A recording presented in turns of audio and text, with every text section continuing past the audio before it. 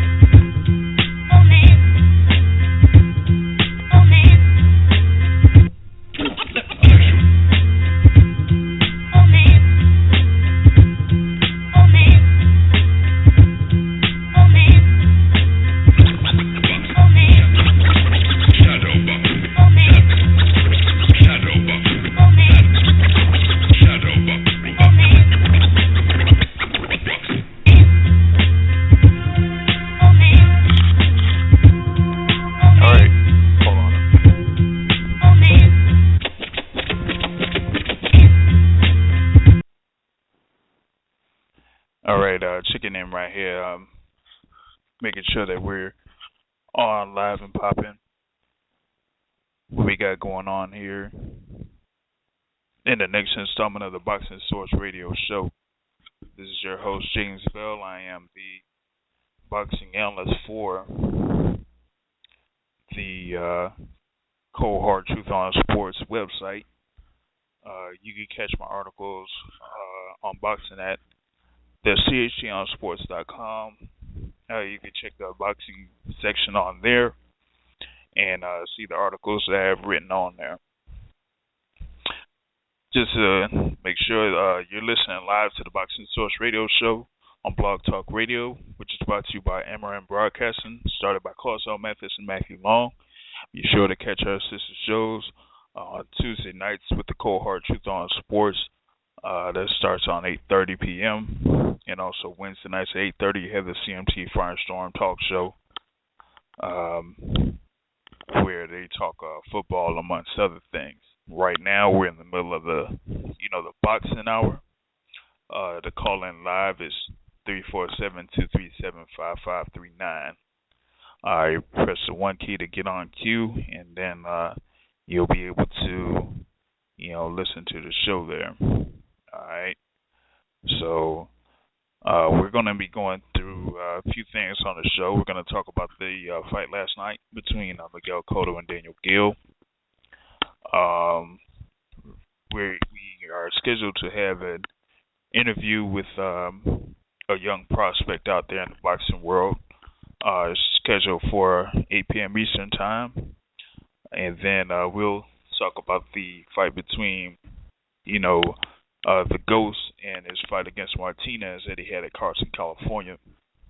And if we go into overtime, which starts at 8:30, we'll talk about a few other things as well. Right, so we have that going on, and we'll see in here that we're going to be talking about the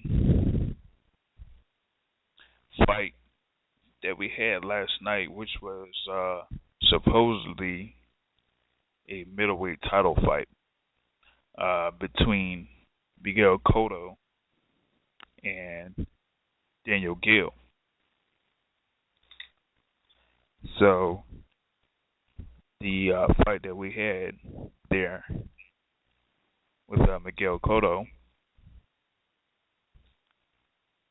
and Daniel Gill, that was in the Barclays Center in Brooklyn. I was kind of skeptical about the fight at first. I thought that Daniel Gill was gonna have some type of chance in the fight. But I know the technicalities that they basically had on there, and that he had to go in at a contractual weight. Miguel Cotto wouldn't fight him if he was over 157 pounds. The week before the fight, there were reports that Daniel Gill was walking around at 167 pounds. And so when Friday came along for the weigh-in, I was kind of skeptical and doubting that he would be able to make weight. But once it came down and he was able to be on the scales, he was able to make 157 pounds. Miguel Cotto stepped on the scales and he stepped in at 153.6 pounds for the weight thing there, and they were able to go forward with the fight. And they stepped in the ring, and then eventually, right before the fight, we found out that Daniel Gill, even though he kind of was able to weigh in at 157 pounds the night before the fight, once he stepped into the Barclays the next day in street clothes, they weighed him again, and they weighed him in at 182 pounds. And once a lot of us heard that he was walking in at 182 pounds, we were like, whoa, he's basically a cruiserweight or something like that. Walking in there with like a cruiserweight. And we didn't know how much that would affect him against Miguel Cotto. And it looked like, Cotto was basically, into form and everything, and he was able to do what he could. Gill was able to see if he could stand and trade, but, doing that kind of cost him, and he was able to, and Cotto was able to score the first knockdown with a, good shot upstairs. And then later on, he was able to get to Gill and put Gill to the canvas a second time, and then after that second time, they stopped the fight. So Miguel Cotto was able to score the KO victory on there. So what that means is that there's basically been a contractual agreement that, if Cotto won this fight against Daniel Gill, that he'll be fighting Saul Canelo Alvarez later on this year. So that's going to be the next fight that's up on slate. We don't know when that is. We don't know where that is. We heard that they were trying to fight before, and that kind of, went down the tube. So that is, now what's in the works between Rock Nation Sports and Golden Boy Promotions, as that will be the quote-unquote next super fight that's up for this year.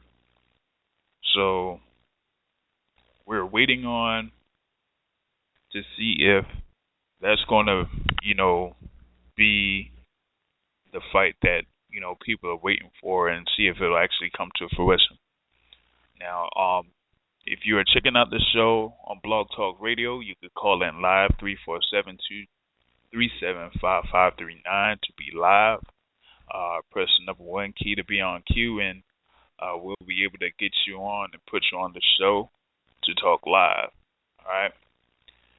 So just basically continuing on with this fight.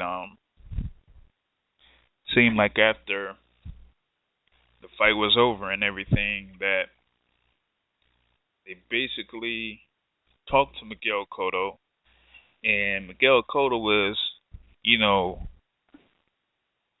giving a lot of praise to Freddie Roach. And Max Kellerman was kind of like plugging that question about how this is not this is a Miguel Cotto of old, so to speak, like the 2004, 2005 Miguel Cotto or something like that, and that, you know, Freddie Roach is the difference maker within that. So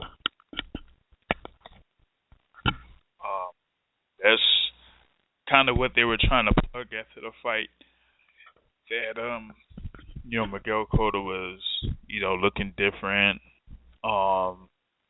focusing on giving his opponent different looks with his punches, not just working on the body but working on the head as well, moving around a little bit, moving his head, and that they were giving Freddie Roach a lot of credit, which is kind of interesting, so to speak, because they're praising Freddie Roach now, but when his highest profile fighter of his time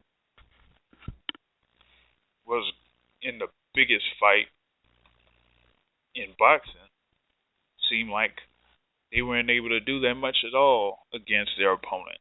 So I wonder what happened to, all of that when they tried to get that done. So it's amazing how they have.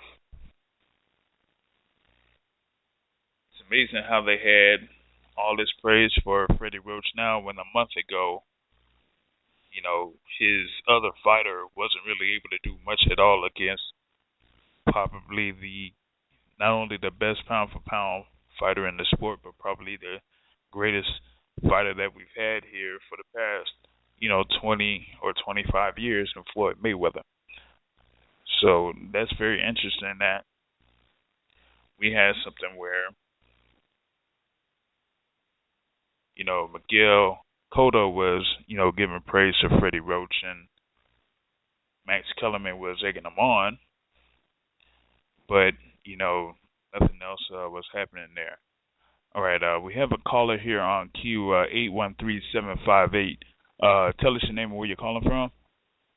Hey, this is Terrell calling from Florida. All right there, Terrell. What's going on with you? Hey, just checking in with the show, man. How's everything going? Oh, I'm going good, man. Going good. Talking about what happened with Miguel Cotto and Daniel Gill. Were you able to catch that fight? Yeah, I certainly did catch the fight. I don't take away a whole lot from that fight, considering the opponent. One of the main topics they brought up during the fight was the fact that Gill had a lot of physical size over Cotto. But at this point in Gill's career, I'm not saying he's a shot fighter, but he's definitely just a name opponent, not because he's a former champion. So, like I said, I don't take a whole lot from that fight, Well, yeah, I mean, my thing was Daniel Gill had won a couple of championships in the weight class, and he was able to fight guys like Felix Sturm, who was at middleweight for a long time, and he was able to defeat him. But when he faced Gennady Golovkin was able to KO him in 6 rounds. And other than that, he really hasn't faced that high of a competition other than Miguel Cotto for this fight. And the whole thing with Miguel Cotto was they gave him a contractual weight that he had to make, and it was very tough for him to make that. And then by the time he rehydrated, he was at over 180 pounds walking into the ring. So who knows how that was affecting him as far as mobility, movement, and other things going against Miguel Cotto, while Miguel Cotto was able to be at 153.6 pounds, which is basically a junior middleweight, and do his thing in the ring. Yeah. Also, what was funny about that, when as you already know, when you have the upper hand in contracts, they made him come down to 157 for the catch weight, and it's the same thing that Mayweather did to Canelo back when they fought. It went down to what, 152? What was it? Something like that. I think it was around like 152 or so. But like I you think it like you was said, same point. They made him drain down even more, which made him more susceptible, more weak during the fight. Even though he did build back up to the 180. What was that? 180? That's almost over the cruiserweight limit almost, or something like that. But right. light heavy. So, but once again, well, I tell you, aside from the fight last night, the one point I want to make is the post fight interview when Max Kellerman posed a question about fighting Canelo and also about fighting Triple G. And what was shocking, like you just alluded to, when Cotto said he's basically not a middleweight. He knows that. You never see a fighter give that type of honesty. And even with that statement, Cotto just basically told me that I will not fight Triple G unless the money is super right, but I will fight Canelo. Because obviously going in, Cotto's going to be the smaller guy against Canelo and Triple G. And truthfully, from what I saw last night, Triple G would blow Cotto out in 5 rounds. Yeah. If not less. I really believe that. Just from power, age, physical size, style. Mm-hmm. I think Cotto and Triple G have the same style, but at this point in their age, Triple G is the better athlete at this point. Right, that's true. But what also is interesting about the comparisons between Golovkin and Canelo, right? The thing about Canelo is right now, ever since his loss against Floyd Mayweather, the fights that he's had, they're not at super welterweight. The super welterweight limit is 154 pounds, but when he fought Angulo, when he fought Lara, and when he fought Kirkland, he's been over 154 pounds. So he's not really a super welterweight. He's generally there as a middleweight. And for his fight against Kirkland, he definitely walked in that ring as basically a middleweight or a super middleweight. So it's going to be interesting to see if they make this fight between Miguel Cotto and Canelo Alvarez. Where is it going to be at? Because, you can't say it's at super welterweight for Canelo because Canelo can't make that weight anymore. So are they going to set that weight at, what is it going to be, 153 or 150, 154? What weight are they going to set it at, Well, that's definitely a great question. And even to set the weight, tell me, who's going to command the lion's share of the purse or even the lion's share of the negotiations? So that's what's going to cause that. Because obviously, if Cotto is the lion's share, he's going to call for the fight to be at 152, if not 150. If it's Canelo, he will likely call for it to be at the junior middle limit, 154 likely. So what do you think about that? Well, I think it was before the start of this year, going into, at the very least, March, there were initial talks about this fight going down, and while the weight thing was probably one of the issues, another issue was, like you said, who's going to be the A side, and the other thing was, where's this fight going to be held at? You have Canelo that, likes to fight in Texas. And then you have Canelo that, signed with Rock Nation, so he's going to, have those fights in Brooklyn. So it was like, which one of those, it was going to be like, which one was going to be the first one to back down to the other's demands. So now the fight is, I guess signed on paper, but the specifics aren't necessarily done yet. And I think that it's going to be difficult to pull that off, just like it was difficult to pull off the cross-promotional between Floyd Mayweather and Manny Pacquiao. It wasn't not just the promotional companies that they had to jump through hoops over.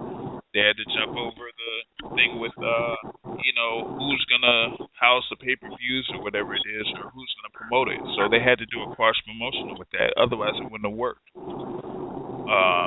Here with Cotto and Canelo, it's basically going to be who's going to be the A-side fighter. And like you said, if Cotto's the A-side fighter, then the weight is going to be like say maybe at 150 or 152 pounds. Yeah, this is definitely going to be a tough one, and for me, with Coda's alignment with he's with Jay-Z, right? Right. With that new alliance right there, of course they're going to call for that fight to be in New York, supported by the Puerto Rican bands, and like Canelo, they would like that fight probably to be in LA or Texas, but for me, this is a pay-per-view Las Vegas fight. That's what this is to me. Exactly. You know. It's a pay-per-view fight, and the thing is, like, I mean, Oscar understands it's a pay-per-view event. Oscar understands that this has the potential to get, up to, 1.5 million pay-per-view buys.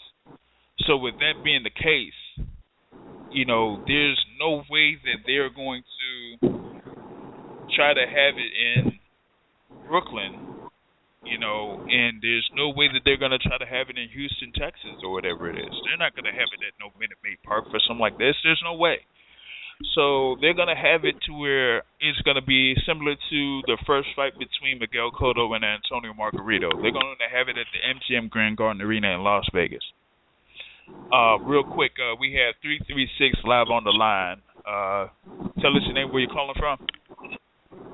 Greg Sales calling from North Carolina. All right, there, Greg. What's going on with you? Not much, fella. How you doing?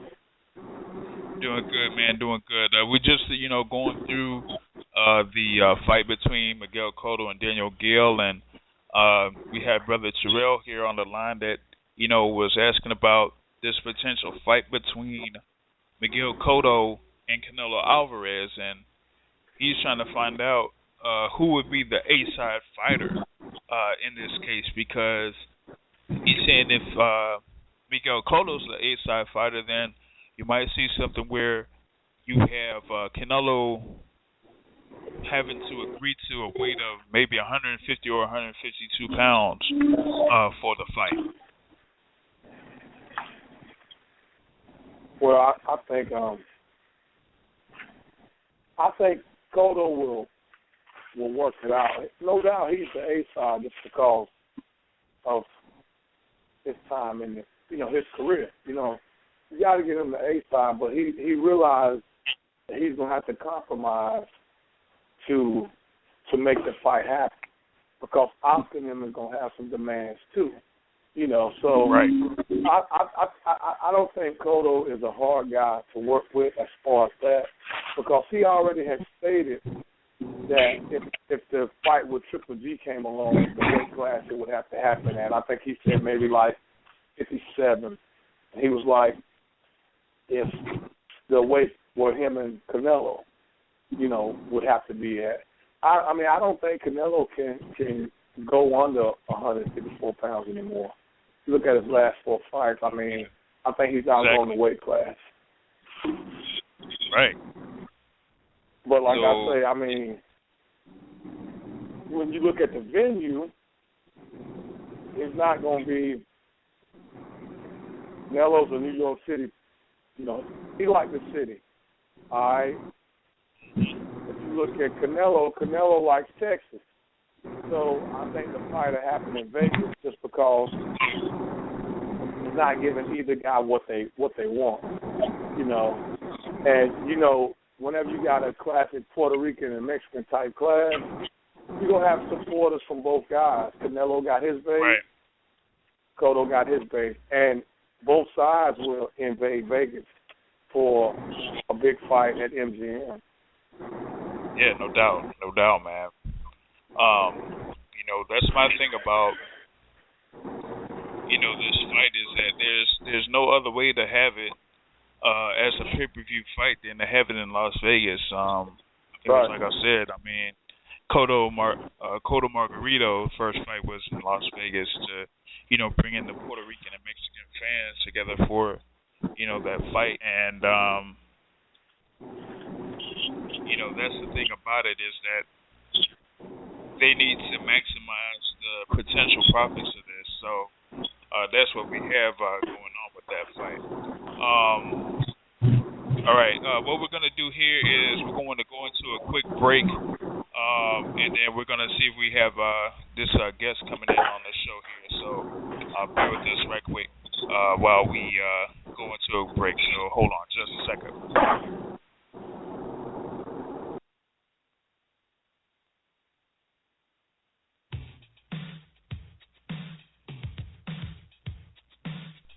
Football talk like you've never heard it before.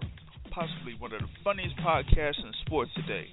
That's right, the CMT Firestorm Football Talk Show every Wednesday night at 8:30 p.m. right here on Blog Talk Radio.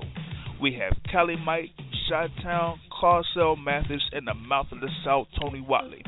They give you a different perspective of football that may not be found anywhere else. You may also catch the callers with some classic lines as well. There's a blackout level. What is it? I gotta look it up. I don't know exactly what it is off the top of my head. Okay, I know you're in front of your computer right now. Look it up. I'm about to look it up right now, alright? National blackout level. I never said national blackout level, liar. Yes, you did. Yes, you did. No, I didn't. Florida blackout level. Whatever blackout level you want to look it up. I'll wait. You can't compare a fifth-year quarterback to a 20-year quarterback. How do you compare Cam Newton to Peyton Manning? That's impossible. I don't even think Cam Newton's going to get a contract extension. Tampa Bay Buccaneers are the worst franchise in the National Football League. The worst franchise in the National Football League. The difference between Jameis Winston, Matt Ryan, and Cam Newton is Jameis Winston has the ability to lead a team to a championship.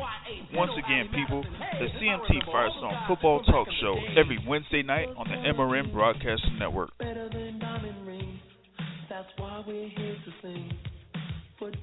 Jameis Winston is just stupid. All right, we're back here live for the Boxing Source radio show. Just wanted to tell y'all real quick, I have a friend that's doing a fundraiser for young lady prospect Nakari Jones, a 20-year-old from Tampa, Florida, who's going for Olympic gold and trying to get to the Olympic Games in 2016 in Rio de Janeiro, Brazil. So if you can, you could go to GoFundMe.com and look for Train for Gold, TRAIN. That is the number 4 gold, and look up the information for Nakari Jones and see if you can pitch in. Right now, we should have on the line a young prospect out of Las Vegas, Nevada. It should be Jesus Gutierrez. You on the line? Hey, what's going on? Hey, doing good right here. So, see here that you're a young prospect, that you're an undefeated prospect out of Las Vegas, Nevada, 13-0-1. Just seeing here what you have going on as far as like what you've done so far. It seems like you've had a recent fight in Las Vegas. So, if you can, you could touch on that a little bit. Yeah, I fought like 2 weeks ago, right there at the D Casino. It was how can I put it to you? It was a draw. It was one of those things that really, really humbled me, and it's really hard for me to like speak on. It's more. I kind of want to just show you guys by my actions, But exactly. What's that? Yeah, no, you were saying that you would rather speak in the ring, as far as that's concerned, right? Yeah, exactly. And it's just like I said, it's real motivating, real humbling, and I'm looking at it in a positive way now, and it's in the past now, and all I could do is learn from it, and which I have. I feel like and just get stronger, stronger and smarter. Gotcha. Now, see that you're, fighting under, a young upstart promotional company. Could you touch on that right quick? Yeah, SMG, man. That's Zab Judah and my manager, Bill Hockey. It's one of the things too. Is first time fighting for SMG, and I feel like I didn't rep it the correct way, which I'm and it's another thing that's really like I can't wait to get back in the ring for. So, you know, we're just like I said, it was something that, you know, we gotta learn from and move forward. Yeah, gotcha, no doubt. I see that you know, last year you won a lightweight championship under the WBC. It was the United States Lightweight Championship under the WBC. Seeing here, are you basically staying around that weight class, or are you thinking about moving up for, you know, in the near future? Obviously, you know, the plan is to move up in weight class, but right now 135 is what we feel as a team that we feel like is a good division for us to take advantage of, you know, at the moment. And of course, you know, once things come as each fight progressive, you know, we'll have the bigger picture and we'll move on from there. Yeah, gotcha, no doubt right there, no doubt. For the others that are on the line, do you have any questions for, you know, Brother Jesus here? I do. All right, there. That's Terrell? Yes, it is. What's going on, Terrell? Go ahead, Terrell. Hey, Jesus, what's up? Big up to your whole career and all that. Two-part question for you. What was the record of the draw fight of the other fighter, and how do you learn to adjust in dealing with the political side of boxing? To be honest with you, I'm never really aware of the opponent or of the record, of barely even the name. I know it was he had like 3 losses, something like that, and but regardless, he's a great as we call it, journeyman, and he gave a great fight. But like I said, I feel like it was all on me, and I understand that. And like I said, that's where I know I made my mistake, and we coming back stronger, better. Like I said, it's more actions, you know. This me discussing about it in words is complicated. I'd rather show you guys in actions. But and a 2-part question, you said as far as the political, I mean, it's tough, man. Boxing is a crazy sport, man, and it's a lot of course, politics and shit like that. But excuse my language, sorry about that. But it's something that I'm learning from as well, and thankfully I have the team that I do behind me to guide me in the right direction, and it's something that you know, it's interesting, but like I said, I leave that up to my team, and all I'm gonna do is the fighting part, you know.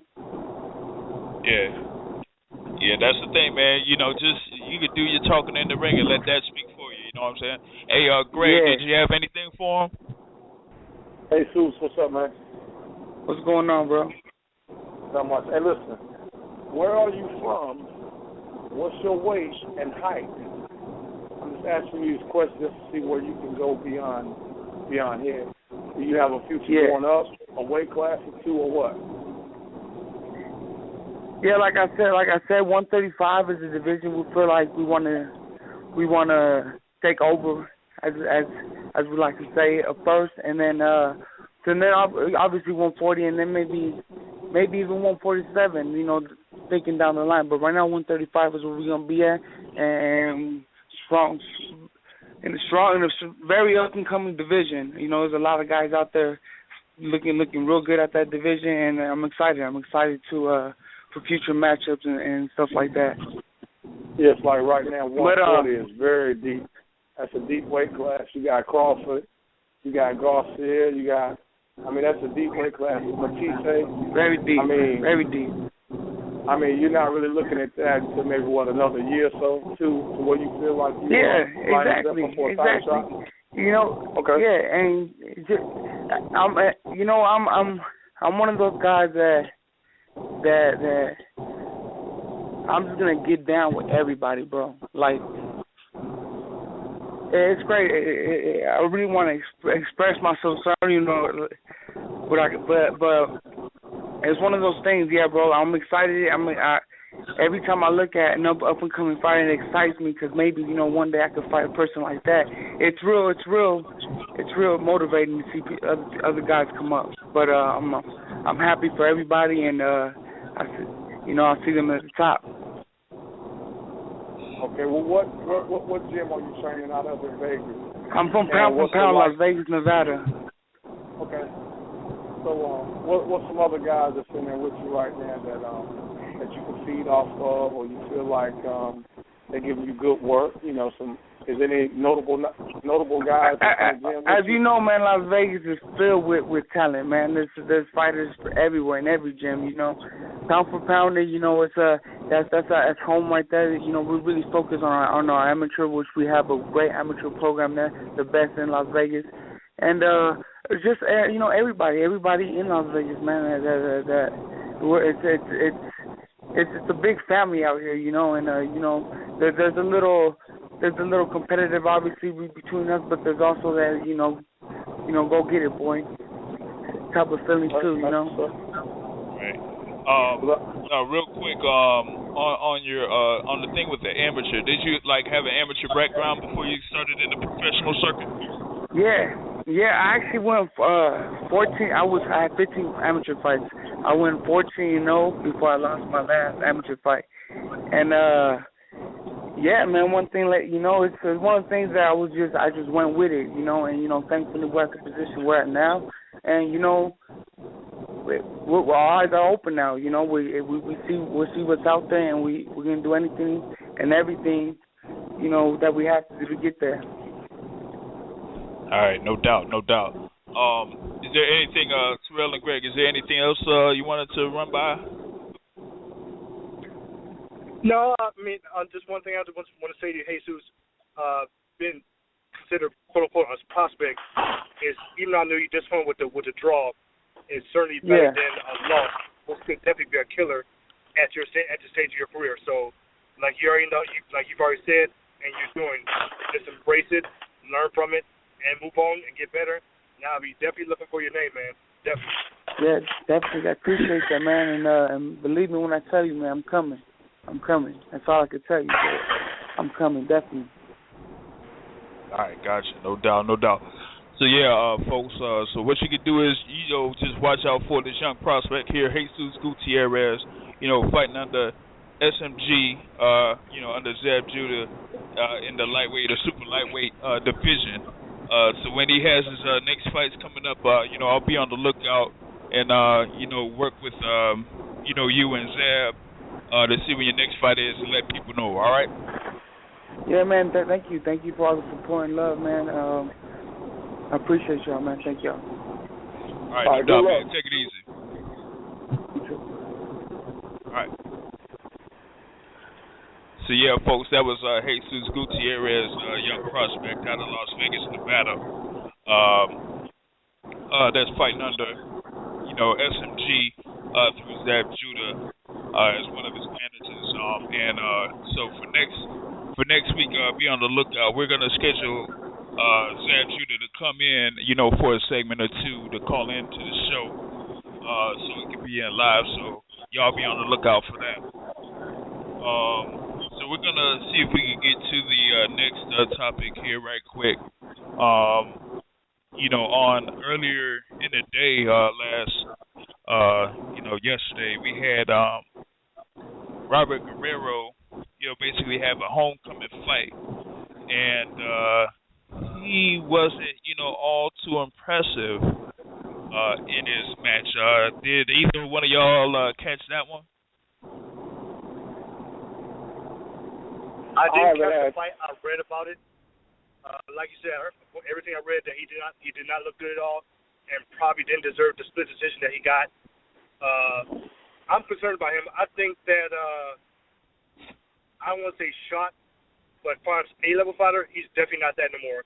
That saddens me because I used to always love the Ghost, But it's like every time he stepped up, get that big fight to get him over the hump, he's failed. And I think that the Mayweather fight ultimately has killed him, I believe. So that's my view on that. No, I didn't get a chance to watch it. I DVR'd it. But everything I read about it, it was like he lost the fight. But see, my thing with the Ghost was, in my opinion, he came back too soon. after the Keith Thurman fight, if you look at it, that was his first time hitting the canvas. He's only 8 weeks out, 10 weeks out. If you are TK'd or knocked out, there's a mandatory 90 days that you have to sit out before you can fight again. I mean, I don't see why Al would have him out so soon. I wouldn't have thought that we would have seen the Ghost back until like August. I mean, if you look at it, Keith is not fighting again until next month, and he was the winner of the fight and didn't take nearly as much abuse. So I just don't. That was a little ironic to me to see him come back so soon. Yeah, I don't know how that one worked out. To me, I think that it was kind of too soon to have that type of a fight where you were knocked down, especially when you were knocked down late in the fight through a pretty good shot, and it was high potential of him being TKO, but he ended up fighting back and making a fight out of it. So with him making a fight out of it, he was able to make that fight against Thurman look closer than it really was, and he lost the fight, but kind of like with the crowd in that, but having him turn around to fight somebody 3 months after is kind of soon. And Greg, if you're able to catch the fight, then you'll see that he really didn't get the win in that one, man. He really didn't. At the very best, he probably got to pull a draw out of it, but he didn't win that fight. So that's the thing. Once again, y'all, if y'all are listening in the Blog Talk Radio, you can call in live at 347-237-5539. Press number 1 key to be on cue and be live on the show. Now, in overtime, I'm going to be, talking about a few things there that are coming up in the near future. But we have something here. We've had like a couple of things or announcements for boxing news that have gone through. One of them is a thing with, like you said, Keith Thurman. His upcoming fight on July 11th. That's going to be on Premier Boxing Champions. It should be on ESPN. The first Premier Boxing Champions on ESPN. They announced that fight will be at the USF Sundome. So he'll be able to, defend his title there at the USF Sundome against Luis Collazo. Terrell, that's going to be, in the backyard, so you'll be able to go on USF campus and, see the WBA welterweight champion there in that fight. But I guess this is one of those, homecoming fights that, to me, is kind of the plan with guys that manage under Al Heyman, that, you kind of, get at least one of those fights where you're able to fight in your hometown. You got to hear with, the Ghost. This Saturday coming up, you had Deontay Wilder, fighting in Alabama, defending his championship against Eric Molina. And in July 11th, you have Keith Thurman defending his WBA welterweight championship against Luis Collazo. So, what y'all think about Keith Thurman so far? In my opinion, he's a contender, but I mean, to me, I still see things that he has problems with. I mean, and I also look at how his matchmaker matches him up. If you look at everybody that Keith fights and he looks good against, I mean, they straightforward fighters like he is. Everybody knows Keith has pop, but I mean, one fight you seen him struggling the most is when he fought the Italian kid. That really wasn't that. He wasn't sharp, elusive, but he moved a little bit, and it gave him a lot of trouble. So I mean, I don't know. I don't think he's no. But like I say, the moment you take and you remove the Mayweathers and you remove the likes of those fighters, it's anybody's ball game because everybody's one punch from being a winner. I mean, everybody pretty much fights the same. You know, Broner can turn you and he can move and make you box, but you don't know which Broner's going to show up. If Broner shows up and he want to try to please the crowd, he's subject to get knocked out too. But if he box smart, he can make a lot of them look bad. Right. Hey, Terrell, you got something to say on that? Yeah, actually, I like Keith Thurman, not just because of the fact that I live here in Tampa. He's an area fighter, not just because of that, but I do like his Thurman. I like his style. He has a crowd-pleasing style. I'm not sure if it's the numbers for his punch output per round, but he's a very active fighter. He does engage. Where is he going to be? I think he'll be a belt holder for a while, and if he stays near the top, I think he'll be one of the top fighters within welterweight and junior welterweight. But for this upcoming fight against Collazo, I'm not saying Collazo is shot, but he's shot at the same time. So I would actually like to see Keith Thurman stop him. I would love to see that. And I mean, Keith will stop Collazo easy. Those are the type of fights that their matchmaker. Now his last outing against the Ghost, I mean, even I told James, I said, listen, the Ghost is a straightforward fighter. I said, watch. That's the type of fighters that they like to put Keith in there with. I mean, Collazo, come on. If you look at it when he fought Amir Khan, I mean, he could never catch up to Amir Khan. He likes those type of fights. We look at the damage that he's taking, right? I mean, it favors Keith all day long. Collazo was a punch away from being on the canvas. I mean, to me, it's an easy fight for Thurman. And the moment that the Mayweather's name is going in boxing, Keith, he'll have a title, but watch, the title's going to change hands so frequently, it's going to be unreal because everybody's one punch for winning. Yeah, that's the thing on that, man.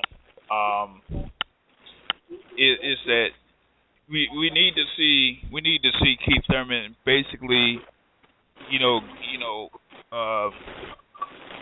back up his game one time. See if he can get like a quick win here. Hold on a second. See if we have like a little bit of background there. I think that's on you, Terrell. So I don't know if that's your coverage or something like that, but I still have you on hold, Terrell. So you'll be able to get back on here in a little bit. Real quick about this whole thing with Thurman and Collazo. Like Thurman should be able to just be able to take out Collazo early, and then start to step up as far as competition is concerned. We have, like I said, the 140-pound division the 147-pound division is, loaded, just like the 140-pound division. I mean, you have, the likes of Sean Porter on there. You have, of course, the number one pound-for-pound guy, Floyd Mayweather Jr. in there. But the thing about it is that you have them, you have Kell Brook, you have Amir Khan, you have Tim Bradley in there, whatever it is.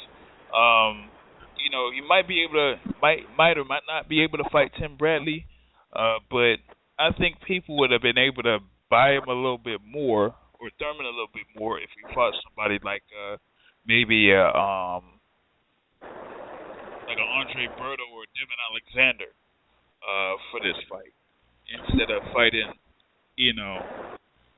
Collazo, because Collazo isn't, necessarily a top guy in that weight class, for one, or basically in any weight class. So this was kind of like a giveaway fight. And the thing is that I talked with him a little bit, in Las Vegas, not that long after the fight, between Mayweather and Pacquiao, and I didn't necessarily think that he had anything, scheduled, anytime soon. And then here we go. Basically, it hasn't really necessarily been been a month after that fight, and we got this fight with him in July against Collazo. So I mean, he basically had to have been in the gym or something like that, of some sort during that time, because he had to have known that there was a fight in the works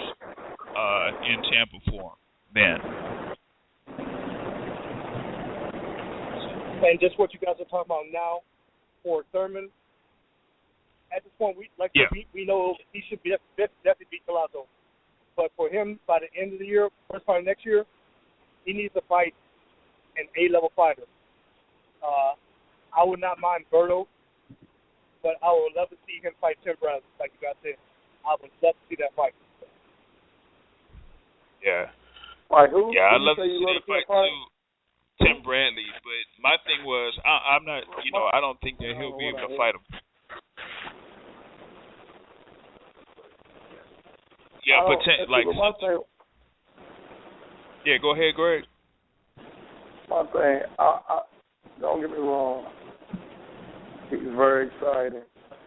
I want to see him fight an elusive, slick type boxer. That's the type of opposition that I want to see him in there with. Tim Bradley, he's a straightforward fighter too.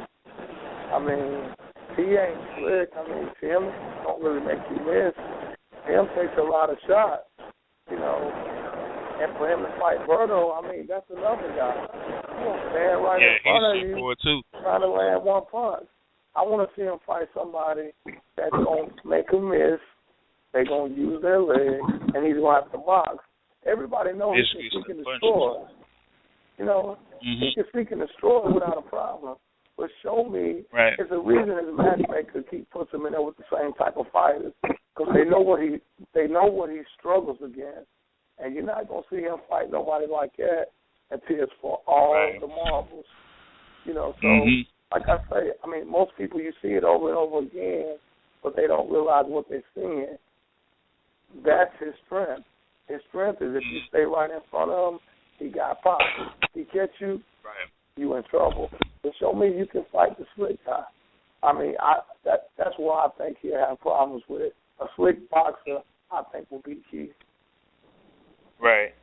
It seems like, from the list I'm looking at within the weight class that he's in at 147 and at 140, other than somebody like Floyd, there really isn't, for me, there really isn't that many fighters that have that type of style that could really face him.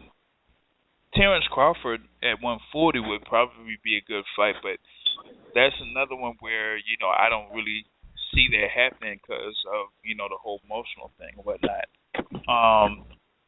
And we have, like, one other fighter that I don't necessarily call him a slick fighter, but he kind of thinks he could be a slick fighter. That we'll be able to talk about in the overtime segment, which starts at 8:30, and that's Adrian Broner. He's a guy that boxes and kind of moves around a little bit, but if he gets caught with a good one, then we'll have to see what happens. He did show a lot of heart, with this loss against Marcos Rene Maidana. But, now he's, going up against, another puncher in Sean Porter that, we're going to get into, a little bit more later on. But before we go into overtime here, I was going to talk a little bit about the fight that's happening next weekend with one of the heavyweight champions that we have out there, and that's Deontay Wilder. That's going to be in Alabama. I kind of saw something where they were having a little bit of issues trying to get that fight put together for him, in the building that it was in. So, I mean, I don't know how that was able to be pulled off, but it almost looked like it kind of ran into a couple of roadblocks over there in Birmingham, for, the Bartow Arena there. So is there anything that y'all want to like touch on with Deontay Wilder right quick? Well, my number one thought is the opponent for that fight. He's taking a step back as far as opponent. I mean, after fighting, I mean, I know that Wilder has not fought a lot of great names up until he beats Stiverne for the title, but to fight this guy, I mean, I understand it's a homecoming and stuff like that, but come on, man, come on. I need somebody better than that. You know, that's just ridiculous to me. Yeah, because I mean, you basically win the title fight, and you keep saying that once he was on his way up in the division, and before he won that title against his opponent there that they had, but Bermane Stiverne, he was like, you know, basically calling out those guys that had the heavyweight championship belts. You know, but when he basically got the belt, then now, you know, he's kind of like, you know, taking it easy, and that's something there that was kind of questionable in itself. But like I said, that's another one of those, you know, quote unquote homecoming fights that they have. But the thing is, I kind of like found the article that I was basically talking about, where they said that they had that he had some issues trying to get this fight into. He tried to get it in Tuscaloosa, but it didn't quite work. So they ended up doing it in Birmingham. So I'm gonna see if I could, post it up. That was through the Tuscaloosa News. So I'm gonna post it up on the Boxing Source Facebook page for people to check out. So that'll be something that's going to be interesting there for people to read. Greg, you had something to say on it? No, I agree with you guys. I mean, before he was calling out the Tyson Furies, the Klitschko's, and everybody that was a step above him. Now, I do think that in the future, he's going to be the one to beat Klitschko. I mean, just by his stature, his length, you know, he can match him jab-wise, and he's a whole lot more athletic. And his youth, he's been in camp with him. They got a history together where they know each other a little bit. But I just think that next year he'll be the one to send Klitschko in retirement.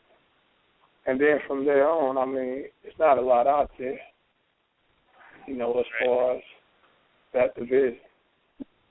Right, there isn't that much out there for that division. Like I said, from last week, they had a young prospect that was on the undercard for Kell Brooks' welterweight title fight. Anthony Joshua from Hertfordshire in the UK. A tall guy that has some hands a little bit, and that won a medal in the Olympics. So he's going to be out there as far as a potential heavyweight title contender. You know what I mean? So that's another thing that's going on there with that. So I'd like to see, what this guy Anthony Joshua is all about, because he dropped his previous opponent, who never really was has never been knocked out. Kevin Johnson. So they say that they have something in store for him in the near future. They're trying to get him into fight next month in Manchester.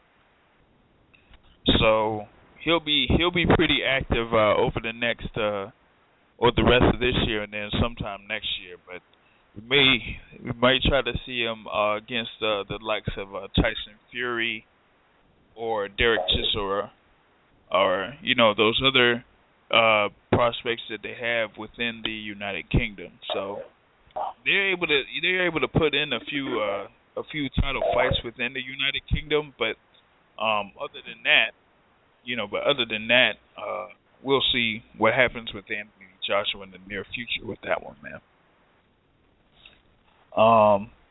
Well, it seems like right now we're in the overtime segment of the show, where we basically talk about whatever it is in the sport of boxing, a couple of other matchups that are coming up real soon, or other topics that that we may have.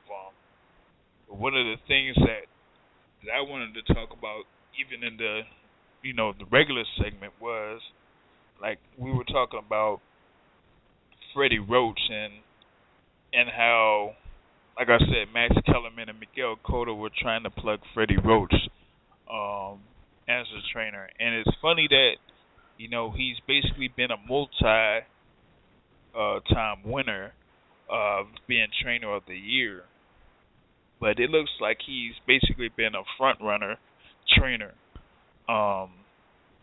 because it seems like if he's been in there as a trainer with a fighter that is like losing the fight or is behind in the fight, he doesn't necessarily tell his fighter how to make adjustments to come back in the fight.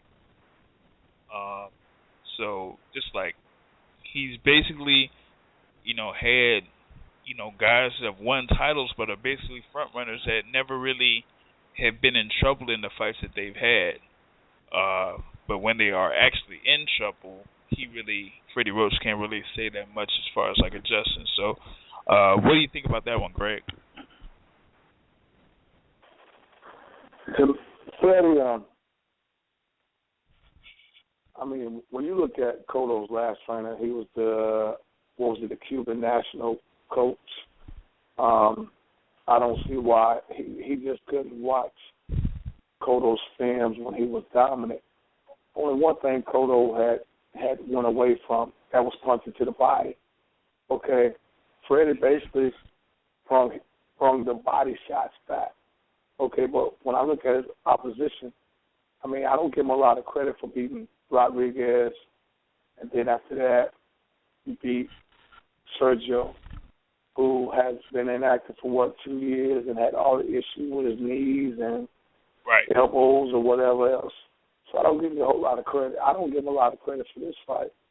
To me, he still hasn't showed against nobody that's really legitimate.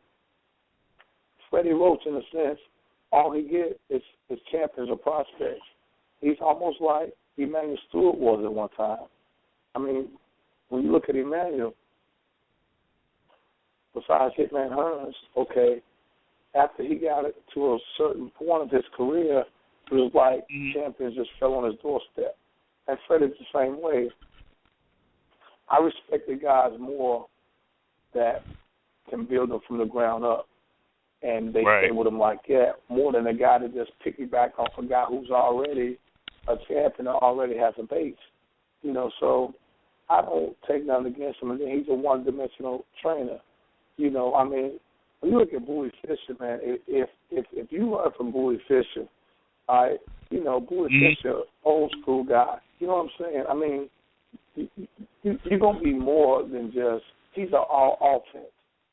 You can't be all offense because eventually you're going to fatigue. So you got to have some defense, even if it's why you're taking a breather. Freddie, he has one way. Now, you let your hands go. But all his fighters, they have problems the moment if you ain't knocking a guy out or stopping a guy, you have problems. And then you get exposed.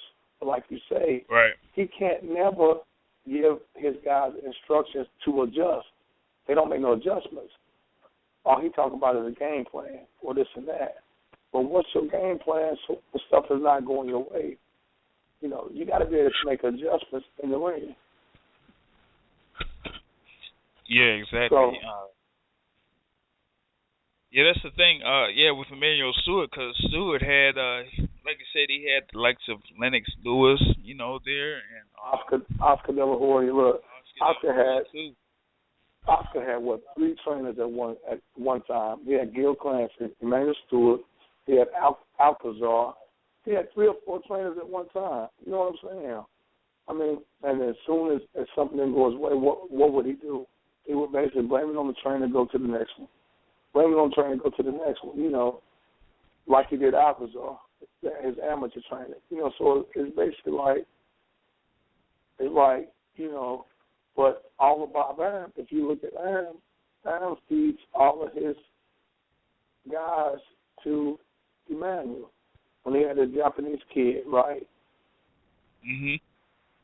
He bring him to Emmanuel. Everybody, he has a pipeline to wild card with him. This what surprised me that Cotto chose him out of everybody else in the game. That was his decision himself. I mean, but if you look at it, Cotto, he's an offensive fighter, so it did sort of fit. Cotto ain't never had no defense. His defense would get hit. Yeah, exactly. So it did make sense. Yeah, it's basically if he's able to take his shot, your shot, then he's gonna keep going forward, and that's basically the thing with Miguel Cotto is he'll just keep going forward, and if you're not able to stop him, then you're not able to stop him. Right. And that's the thing on Freddie Roach has basically been a front running trader, and he just talks a lot, but as far as like being somebody like the likes of Floyd Mayweather Sr. or Roger Mayweather or Nazeem Richardson or Virgil Hunter or especially like a Nacho Beristain, I mean, I'd rather take those trainers over Freddie Roach. Yeah. Nah, everybody runs a Freddie like Freddie. I mean, to me, I like Nazeem. I mean, Nazeem, he when it comes to strategizing, I don't think it's too many better. Now, all his guys, it ain't like everybody runs to him. It's just what he has in his city, But he's a damn good trainer. I mean, everybody, Mayweather speaks for themselves, but I like Nazeem. I just like how, I love his body of work. I love in the corner, he gives real good instructions, I mean. Freddie, yeah, exactly. Yeah, what you were saying about Freddie? That's what and Freddie, I mean, like I say, everything's handed to Freddie. The moment that Bob Arum, like I said, he has a pipeline with wild card. Everybody that Bob Arum gets that he think is a champion, he's going to feed him. I mean, Robert Garcia Academy, they going to go work, highly respected right now. So, I mean, there's a lot of good trainers out there, but I don't know why everybody thinks that Freddie is the big fish in the pond. I mean, to me, you got to be, you can't be one-dimensional in the fight because, it ain't always going to go your way. You got to be able to, have a plan B. I don't care who you are. You can be punching like Mike Tyson. No guarantee you're going to land a shot, So, therefore, you got to be able to resort to something else. Right, exactly. So, the war just all offense. You got to employ some defense somewhere. And that's one thing that I think that everybody that's watching Mayweather, right? If you look at Mayweather, I'll tell everybody it's two sides to Mayweather's career. If you watch the young Mayweather, before he had the hand problems, he was coming to get you out in there. After the hand problems, that's when you start seeing the more defensive-minded Mayweather. Not to say that he didn't have been in defense in his younger days, but he was in there trying to get you out in there. When you look at the transition on the second half of his career, it's got a lot of people now, especially the young guys that's up and coming, everybody trying to carbon copy off of him. You can't fight like him, but one thing you can do, you can enforce some defense from watching him. And that's the first thing you do. When you see the kids in the gym now, everybody's trying to fight like Mayweather. I say, man, you can't fight like Mayweather. You got to fight like yourself. But one thing you can do, you can take a page from Mayweather and you can learn some defense. You're not a machine. You're not going to punch nonstop. It's not going to happen. You're going to fatigue. You're going to get tired. You're going to have that spot where you're going to take a round off. well, you got to rest a little bit, you know. So, I mean, you don't want to get hit doing it. I mean, hell, if you look at Chavez, I mean, you know, who wants to fight like that? You know, I mean, I don't knock the people that do, but I mean, I don't want to show that I'm tough with my head. You know, I'd rather be smart. Right. Yeah, exactly. I mean, you want to at least have some type of longevity with your career, so you ain't gonna necessarily, you know, go in there head first against every fighter, because I mean, you do that and you get hit with a good shot. Like you said earlier, it takes one shot to, you know, end the fight, and then also, you know, possibly takes one shot to end the career. So you also gotta, you also gotta watch out for that as well as that. And that's the one thing that people don't understand. You know, whenever you look at guys fighting, right, you gotta always look at the abuse factor. I mean, I don't care how good this guy is or how much you think he is. You gotta ask how many wars that he's been in, because every time he's been in a war, he left a piece of his ass in the ring. You know, I mean, so yep. You know, yeah, his record look good and this and that, but you gotta always realize, I mean, the more trauma you take, I mean, you're gonna have repercussions from it on the back end. So I mean, yeah, he may have won the fight, he may have looked good, but I mean, come on, I mean, if you look at the human anatomy, it's not gonna take a lot of abuse when it comes to hit in the head and being concussion prone, you know. Mm-hmm. Yep, that's very true. That's very true. So that's something on reference to that. Now, I was going to transition into some more boxing news that was happening. In August, we had, well, in the past, like in April, we had a fight between Danny Garcia and Lamont Peterson. And it seemed like his next fight, initially I heard that, you know, that he was going to fight Paulie Malignaggi on August 1st. However, there was something that I missed in late April going into last month. The thing with Danny Garcia was when he went into that fight against Lamont Peterson, he had an agreement with one of the belts that he was holding that after he fought Lamont Peterson, if he was able to win that fight, then he was going to be able to face the number one contender for that belt, which was Victor Postol. And so now the thing is, with, you know, Danny Garcia being the WBC champion, his mandatory is Victor Postol, and the thing is that if he goes through with that fight against Victor Postol and wins, the next fight that would be under contract for him would be a rematch against Lucas Matisse. So that's really interesting to see that, you know, instead of fighting Paulie Malignaggi in August, he would face, you know, the undefeated Victor Postol, and if he's able to get through that, then he would have a rematch against Lucas Matisse, which I'm not necessarily sure that he would be able to want to go through that fight again. No, because I'm going to be honest with you, and you know we were in Vegas together for that fight, and and there's one thing, I was probably the only one there that was, besides his besides Angel, that said that it was going to win the fight. Everybody, the whole sports book and the whole MGM brand, Matisse gonna walk through him. But one thing I say about that fight, Danny hasn't been the same since that fight. That fight right there, it took a lot away from Danny. A piece of Danny stayed in Vegas that night, and he won't never get it back.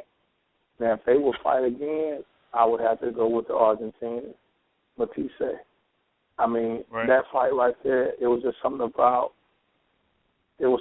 Danny. I mean, when we watched them in the open workout, it was just something about the look that Danny had. I kept telling you, I said, he's right. I said, look at him. He's right. He's ready. Nobody else saw him because they deemed Matisse as a killer, and he is, right? But when I look at But my main value for that fight was Danny's amateur experience, and Danny can box. So sometimes you gotta turn away from just being that fan favorite guy who was standing there, and you have to box him a little bit more. And that right there that's why I like Danny in that fight. That's why I like Broner against Porter. Nothing against Porter. I like Sean. Good guy, But if Adrian shows up, not to change the subject, if he shows up and he don't get involved in the crowd, and if he do what his corner tells him, if he boxes him and he turns him a little bit, he will beat Porter. I mean, if he fights stupid and stands in front of Porter, Porter will put him to sleep, right? But if he fights smart, he has the physical, athletic ability to beat the bull, because Sean Porter's a bull. If you look at Porter reminds you of a welterweight Mike Tyson. He's seeking and destroying.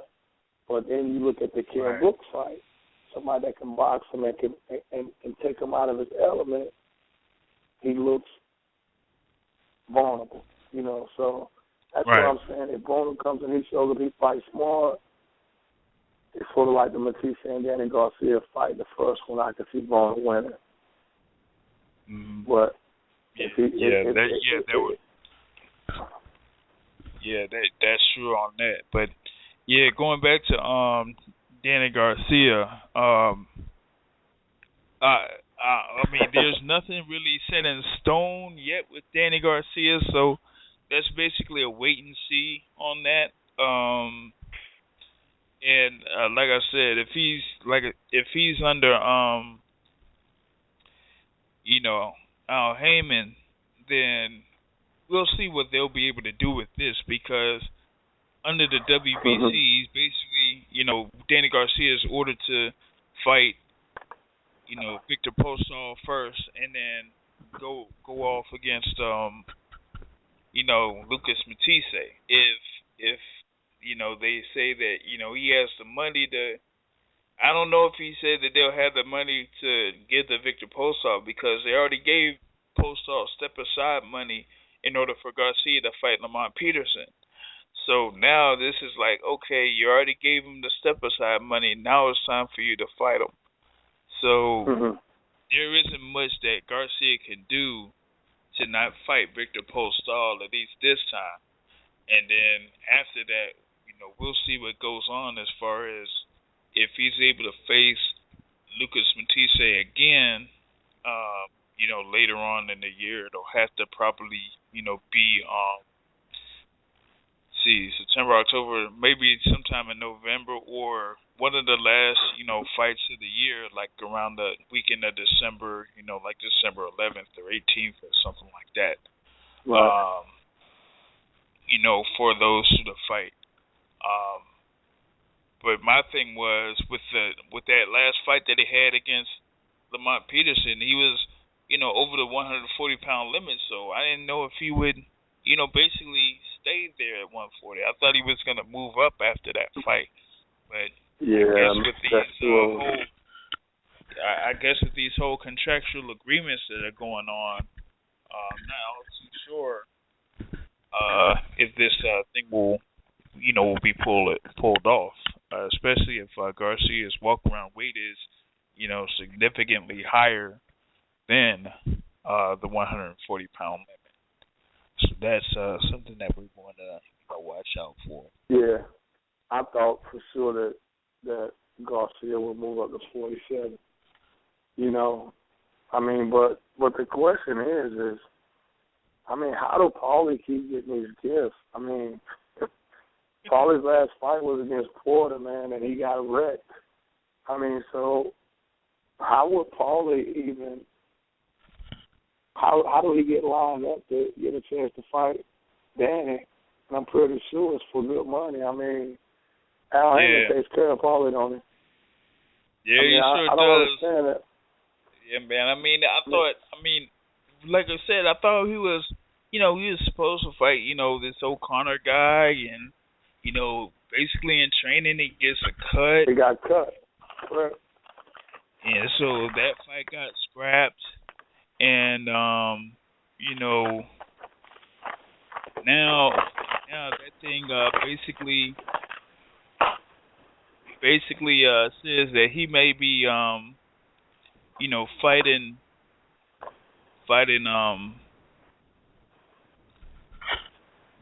Danny Garcia now, and I'm like, wait, what? I'm like, how did that, you know, like, how in the world did that happen? So that was kind of a, you know, thing that was pretty strange because, you know, O'Connor was looking, you know, pretty sharp there in his fight that he had where he basically was fighting in Boston and fought a replacement fighter. So it was basically target practice for Danny O'Connor, and he fought that dude Chris Gilbert, who really wasn't, you know, in the fight. He was kind of game, but he was just getting tagged. And I mean, I saw O'Connor knock Gilbert down with a perfect body shot, and for some dumb reason the referee didn't even count it as a knockdown. I don't know how, because like I said, that was like one of the best body shots I've seen in a fight, you know, in a good while, man. But you know, like I said, that was basically a sparring session and target practice for O'Connor. So I'm saying that for Paulie Malignaggi, he needs to just, you know, go ahead and just fight that guy. Otherwise, just step aside and, you know, continue with your commentating career, because right now he's been a lot more popular as a commentator and kind of like speaking on the sport of boxing than he's ever been in the ring.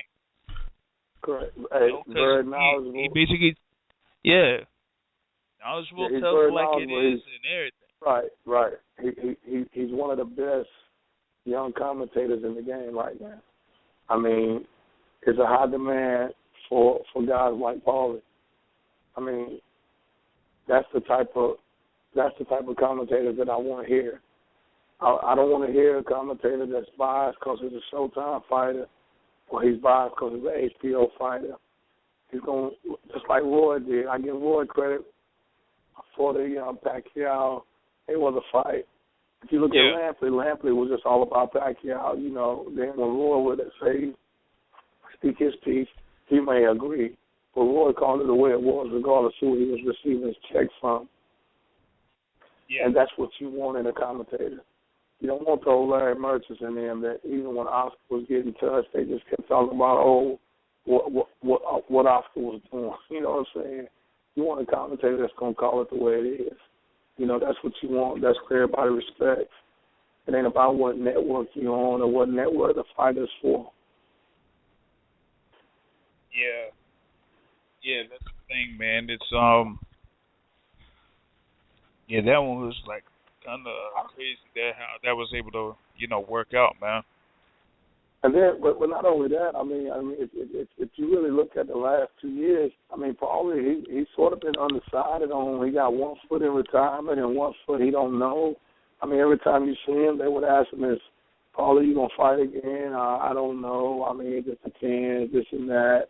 So it's like he's been unsure. I don't know if that's the reason that he's getting $2 million to fight this one and that one. You know, maybe that's half of it. Maybe they're trying to keep him active. But I just think, I mean, what Paulie done, he's done. I don't see Paulie being a champ anymore. I mean, if I was Paulie, I just wouldn't be somebody's, my name on their resume. I mean, when you get to that point right there, and he stated several times that he has the best job it is with Showtime, I mean, why not stick to commentating? I mean, if you look at the last fight, even with Showtime, you know, look at all the other networks that was on him to commentate. He stays busy. I mean, so, like I say, who can Paulie beat right now with a title? I mean, nobody. I mean, tell me the top 5 contenders that Paulie can beat. He can't beat none of them. I mean, you know, hey, Paulie was Paulie. I mean, he was a champion, 2 times, right? I mean, so, I mean, hey, you had a good career, you made a lot of money. Hey, concentrate on commentating. I mean, because if you look at it, Man, Danny will beat the brakes off Paulie because Danny gonna keep coming straight forward. You know, so I mean, why would Paulie even just want that? I mean, just from the Sean Porter fight alone. I mean, if you look at Porter, all you gotta do is walk him down. That's like with Zab. I mean, Zab. If Zab would have just came straight forward and just Zab should have beat him, man. I was so disgusted at Zab. Yeah. I'm like, man. I mean, Zab should have rocked Paulie, man. Yeah, exactly, man. But I think, maybe, hopefully, we'll be able to see if we could get into something like that, next week on, what happened with that, because that's one question that I really want to ask in reference to that fight, because, I mean, I'm like thinking about it when you compare, someone like Zab Judah and Paulie Malignaggi. If you think about boxing fans that know both of those fighters, they would tell you that there should be that they would not pick Paulie Malignaggi to beat Zab Judah at any point.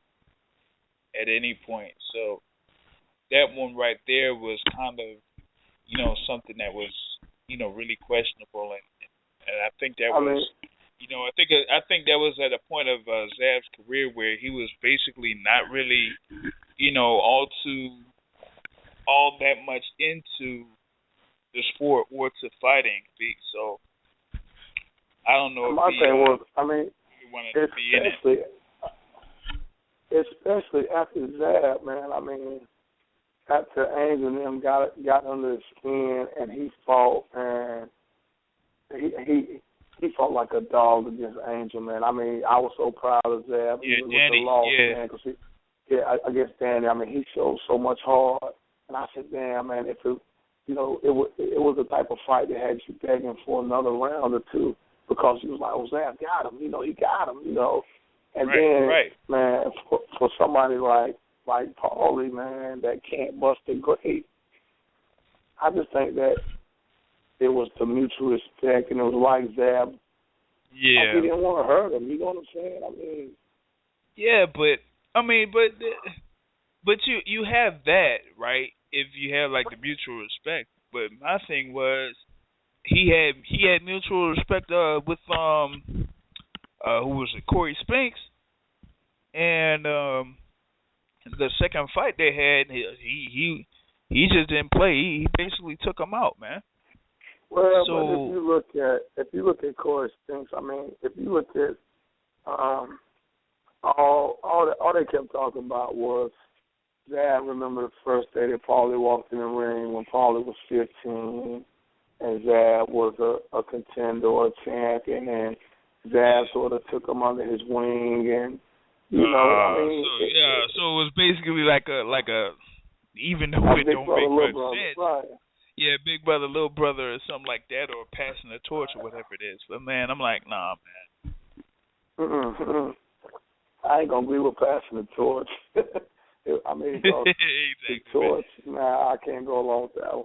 I mean, not with that one, but it was. It's kind of like it's kind of like like you said, a big brother, little brother type of thing, man. And the other, because like I said, there was other one too. There was that other fight that he had that I was disappointed in, was his fight against Amir Khan. Because I clearly remember him being with Sweet Pea. Yeah. Right. And I'm like, man, you got the best defensive fighter of our era there in your corner, and it's almost like you ain't even listening to what he's saying, man. Right. So that thing there was, kind of questionable to me too, because that fight right there alone, right? If Zab would have done his part in that fight, that would have put Whitaker on the map as a trainer.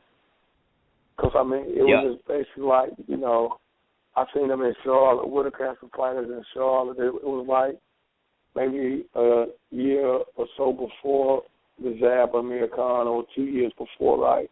I mean, and it was like he had been doing the work, but it was just getting that opportunity for the mainstream to see him. And that fight right there alone was going to put him in a good place as far as the training. Right. Yeah. Yeah, man. So that's going to be something to see if we'll be able to touch on sometime next week.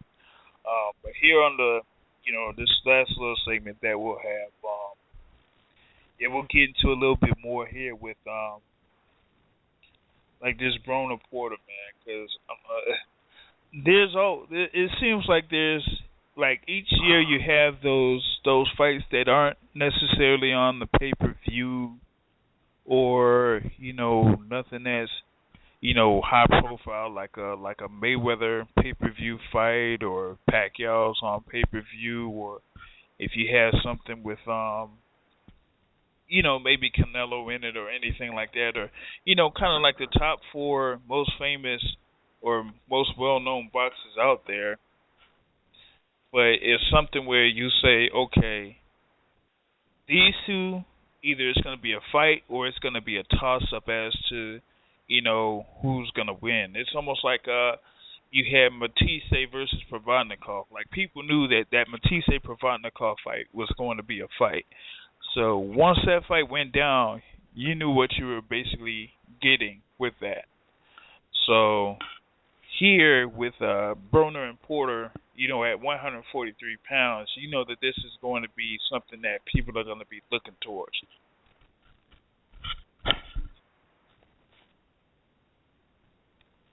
So, I mean, like you were saying earlier, like you were saying earlier, as long as Broner is able to outbox and make Sean Porter reset in his stance, then he should be able to get him. I could very well see that happening if he listens. His biggest problem is himself getting caught up in the BS. Right. But, okay, if you look at his last fight, I mean, he fought a smart fight. I mean, he fought a very smart fight. I mean, it was times that he took chances when he thought he had the ups and he would stand in front of him, but he stood in front of him at the right time. I mean, with Porter, I mean, you gotta use your legs. You gotta do everything to keep him off of you.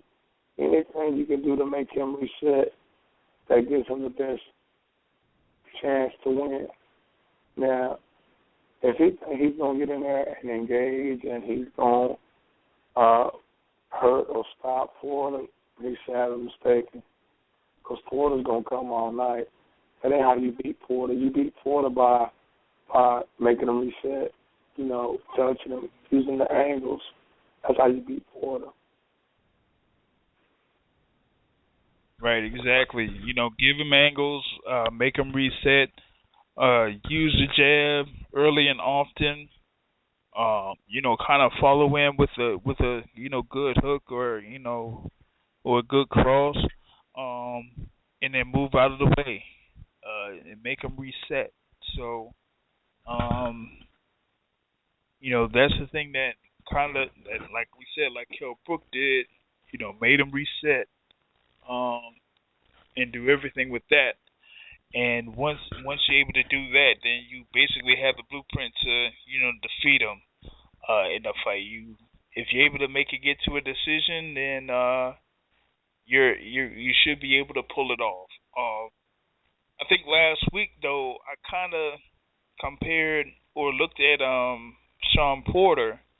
To me, he almost a little bit seems similar to a Shane Mosley. What do you think on that? In a sense, I mean, they have a slight resemblance where both of them like to stay in front of you and try to oppose their will. I mean, Shane would move, but only when he was in trouble. Shane came trying to get you out in there, But like I tell everybody, I mean, Sean reminds me of a welterweight Mike Tyson. It's like he want to bull everybody. He want to come forward and he wants to bully you. I mean, he ain't going do a lot of boxing. I mean, he's coming in and he's trying to destroy you. He's going to jab, get in, but he's going to throw hard right hands, heavy hook, trying to get you out in there. Because, I mean, if you look at that type of fight, I mean, if you look at Sean, and Sean ain't the type of guy where he's going to box you for 12 rounds. I mean, that's not his style. His style doesn't bring that. He's a boxer puncher, but he's trying to land a punch. The punch is what gets you out in there. He boxes long enough to punch. You know, like I say, to me, I mean, that's why I say now, when I look at Keith, right, why not fight Porter? You know what I'm saying? That's a firework fight. Yeah, Both of you guys want the same thing.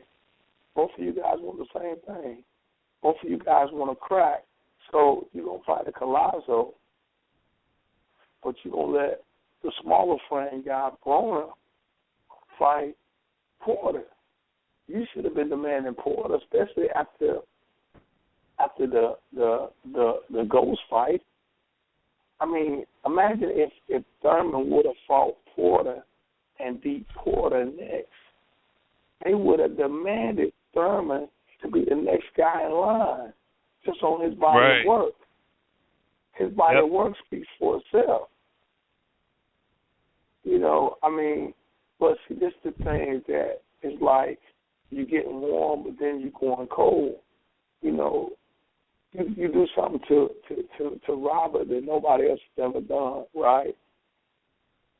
Imagine if he came back and he fought Sean Porter in late July, early August.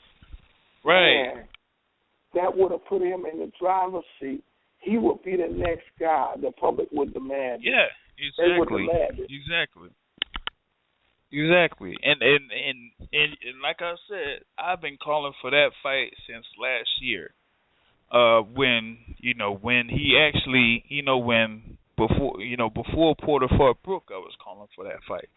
And so that fight would have been, the type of fight that we needed. And, after this fight with, that Thurman has against Collazo and then Broner, you have Porter. If Porter loses, I don't know if that fight's, really going to happen now. That derails what I thought was going to happen, because if folks are thinking, 2016, after Mayweather, has his last fight in September, then you got to have somebody that's going to be the man at welterweight. And it's either going to be Keith Thurman or Sean Porter or Kell Brook or, somebody else, man. I mean, that's the thing. I don't know who's going to be the one that's going to be next in line. There's nobody but in that case, as far as like the overall pay-per-view guy, I can't really say who the next guy is for that, because nobody really saw, Floyd Mayweather basically being the one that was going to be after Oscar De La Hoya. And nobody really saw Oscar De La Hoya after, the first real pay-per-view thing was Mike Tyson's. Hey. All right, but see, what my thing is, this is one thing that Fish is going to do. If you look at, of course, Keith is going to kill Collazo. He's going easy work. But whoever wins between Broner and Porter, if they fight Keith November, December to close 2015, right? The winner of that fight late in the year is going to demand a big fight. I mean, and it's going to have to be for major title, so it's like that's why, I mean, Keith should have fought Kell Brook. Kell Brook brought Keith's name to fight. Yeah, he did. He did. But see, Kell, that's the type of fight that Thurman's matchmaker don't want. It's not bringing the type of money that they want. You know what? He you know, like you were talking about as far as like a slick fighter. Yeah, he is the guy that Keith Thurman would not want to fight. Right. Kell Brook is the guy that I mean, that one would kind of be really a big problem for Keith Thurman. Right. Yeah, Kell beat him. And see, this is the thing right here. You're not gonna get the Mayweather type of money to fight Kell. So therefore, you're not gonna be willing to put the loss on your record. I mean, with Mayweather, if Mayweather beats you, he beat everybody else. So you can say, hey man, who else can beat him, right? He can beat all the big names. Okay, but if Keith beats you, that takes some wind out of your sail. Major win, that's major setback. Okay, that's why he don't want to fight Kell Brook, because Kell would basically set him back. With Mayweather, you're not really going to go back much because nobody else has beat him. And then in the paycheck alone, it's going to be okay, man. I'm laughing all the way to the bank. You know, no problem. I mean, you look at that variable, but like, it's a reason why ain't none of them trying to run in the ring with Brook too. You know, I mean, they can say whatever. A strap is a strap. You know, it ain't the WBC, but if you got a belt, you worth more than a guy that don't have one. Yeah. You know, exactly. And then, like I say, for somebody that want to unify, I mean, basically, they're going to want to fight you just to unify the titles.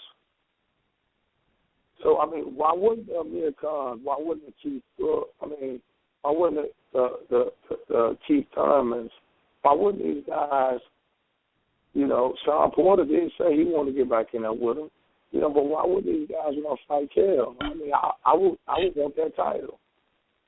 Right.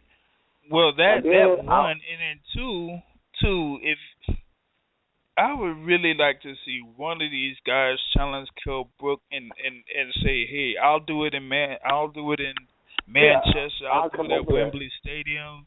Yeah, I'll come over there and do it. Because if the thing is that you might not be able to get that type of money if it's, you know, here in the States, but over in the UK, you get a name like a Thurman or a Porter over there, especially if Porter has a big win over Broner and says, hey, I want the rematch and I will fight you in England, then they can get the type of money they want there.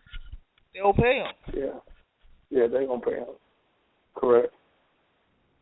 So that's, you know, so that should be not much of a problem there with that. So I don't see how, you know, these other guys like Thurman can't go over there or nothing like that. I mean, the best thing that could basically happen for the division is try to figure out who the man is right now and just go by that.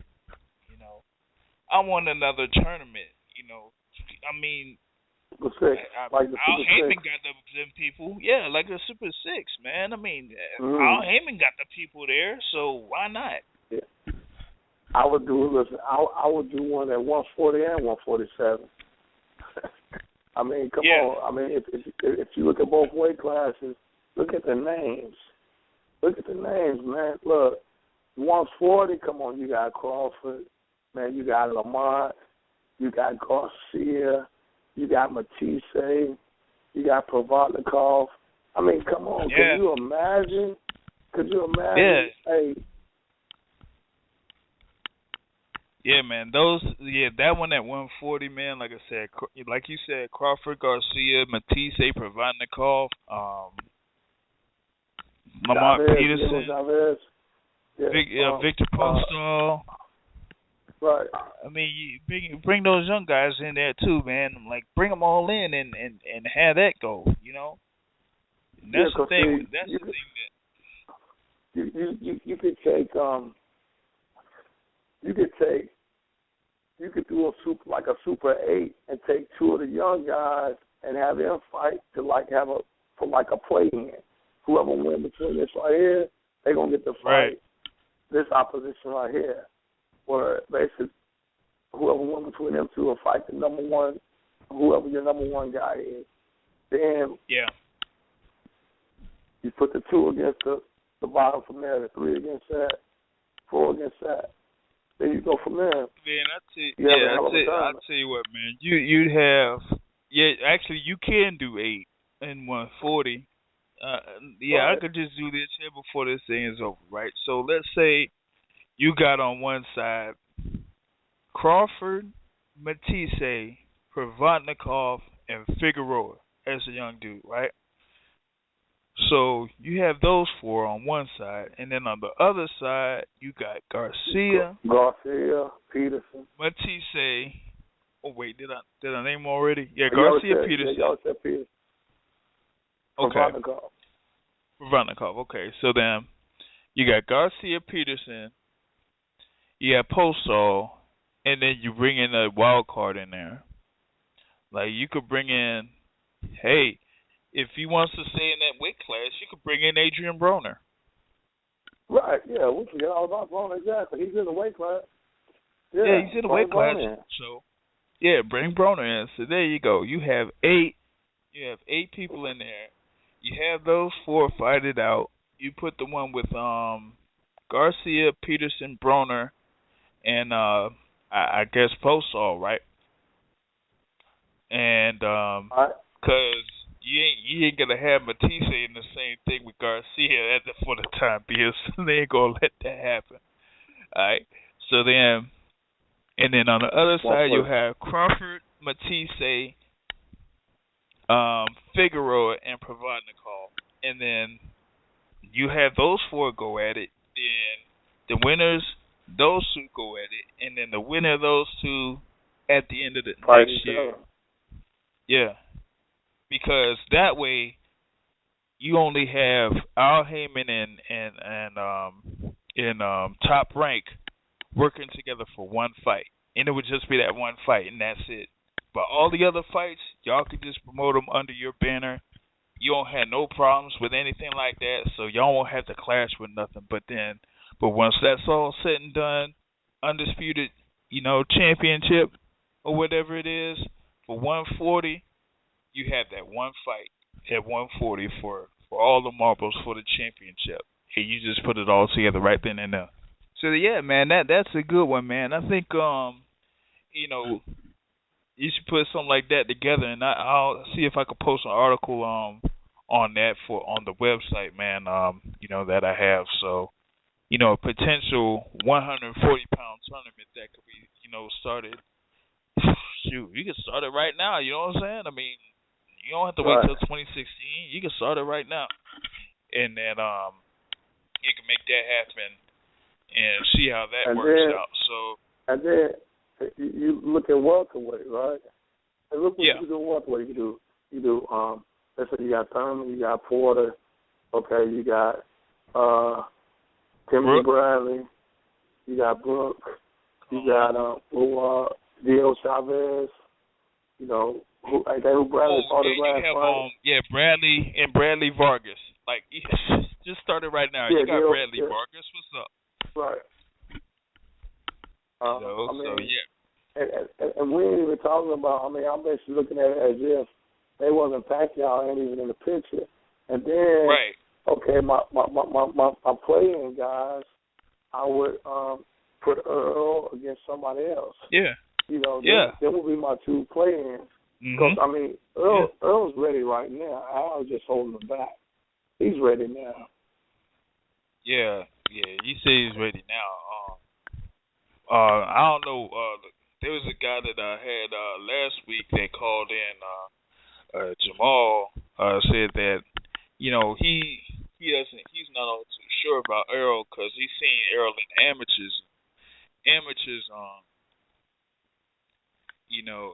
He wasn't, as successful in amateurs. He said he's basically been a better guy in the pros than he was in the amateurs.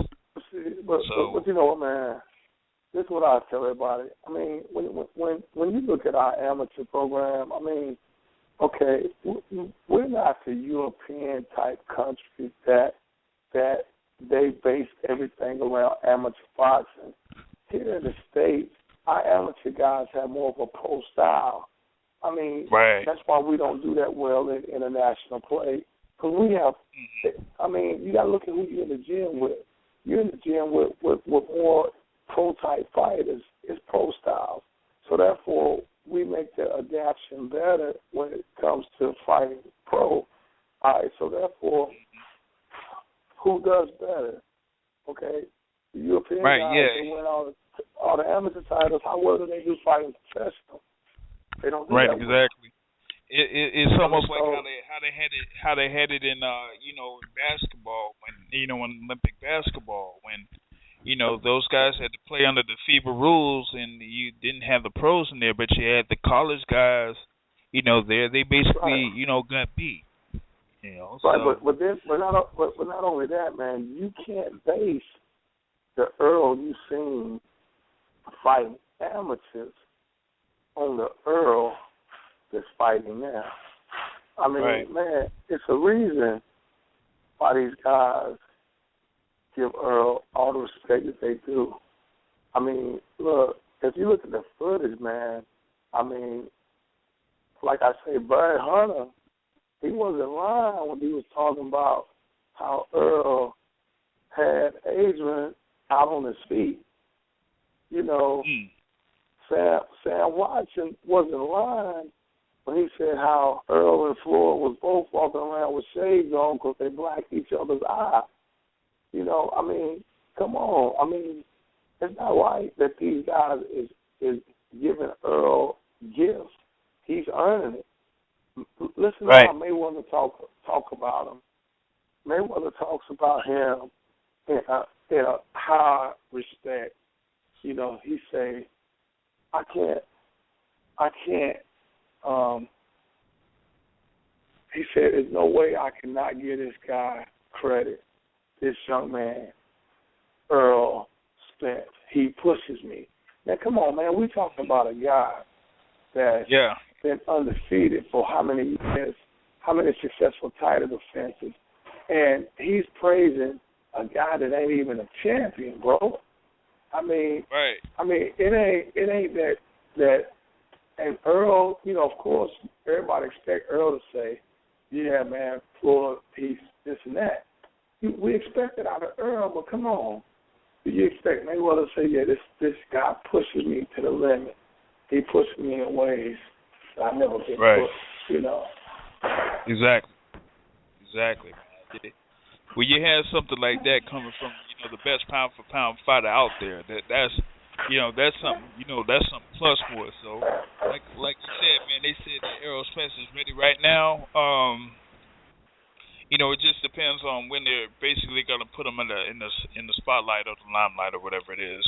It's kind of like the same case with when you had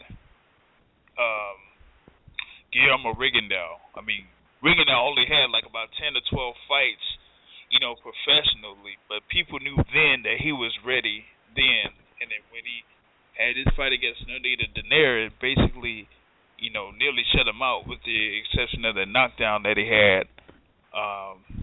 Then people knew that, that Rigo was the real deal, But, on that note, we're basically going to see if we could, close off the show here.